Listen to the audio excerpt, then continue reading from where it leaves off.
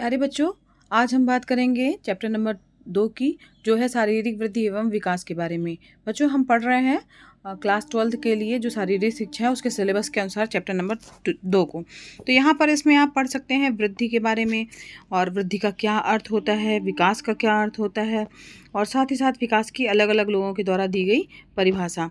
तो यहाँ पर जो हरलॉक है उनके अनुसार विकास जो है वृद्धि तक ही सीमित नहीं है, इसके बजाय उनमें प्रौढ़ावस्था के लक्षण की ओर परिवर्तनों का प्रगतिशील क्रम निहित रहता है, और विकास के परिणाम स्वरूप व्यक्ति में नवीन विशेषताएं और नवीन मान्यताएं होती हैं। तो इस तरीके से अलग अलग लोगों ने इस विकास की जो है अलग अलग परिभाषाएं दी हैं। अब यहाँ पर विकास के अलग अलग स्टेजेस हैं या स्तर हैं, जिसमें मनोवैज्ञानिकों ने विकास को गर्भावस्था, बीजावस्था, पिंडावस्था, गर्भनालावस्था, भ्रूणावस्था, शैशवावस्था, बाल्यावस्था, किशोरावस्था, इस तरीके से जो है इसमें बांटा है। तो यहाँ पर साथ ही साथ जो विकास की जो विशेषताएं हैं कि उसमें क्या विशेषताएं हैं, विकास अगर है तो विकास में निरंतरता होती है, विकास एक संगठित प्रक्रिया है, और कुछ पहलुओं की विभिन्नताएं भी होती हैं। साथ ही साथ विकास का आयु से संबंध बताया गया है, और विकास के मुख्य जो सोपान है उसमें समानताओं को भी बताया गया है। विकास के क्या कारण हैं, विकास की प्रक्रिया के जो मुख्य कारण है उसमें सीखना आ जाता है, परिपक्वीकरण आ जाता है।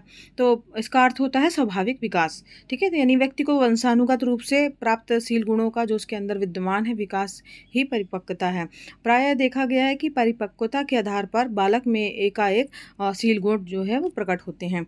आयु के विकास के साथ साथ जैसे जैसे बालक परिपक्व होता जाता है वैसे उसमें जो है कुछ विशेषताएं भी स्पष्ट होती जाती हैं, तथा परिपक्वता के साथ साथ जो है शरीर में विभिन्न क्रियाओं के लिए क्षमता भी उत्पन्न होती है। विकास के मुख्य अगर रूप की बात करें तो यहाँ पर व्यक्ति का विकास अपने आप में समग्रता का विकास है। व्यक्ति के विभिन्न पक्षों में होने वाले विकास को विकास के विभिन्न रूप कहा जाता है, और जिसमें सामाजिक विकास, नैतिक एवं चरित्र संबंधी विकास, भाषागत विकास, शारीरिक विकास, मानसिक विकास, संवेगात्मक विकास, ये सभी विकास जो हैं होते हैं। विकास के सिद्धांत की अगर हम बात करें तो उसमें निरंतर विकास का सिद्धांत आ जाएगा, विकास क्रम का सिद्धांत आ जाएगा, समान प्रतिमान का सिद्धांत है, सरल से जटिलता की ओर का सिद्धांत है, व्यक्तिगत विभिन्नताओं का सिद्धांत है, विकास की विभिन्न गति का सिद्धांत, सहसंबंध का सिद्धांत, और विकास दिशा का सिद्धांत। साथ ही वायु, शुद्ध वायु और प्रकाश, रोग तथा चोट और परिवार की स्थिति। तो इस प्रकार से ये हम विकास के बारे में आज हमने इतना पढ़ा, और इसके आगे का जो है नेक्स्ट वीडियो क्लास में पढ़ेंगे। धन्यवाद बच्चों।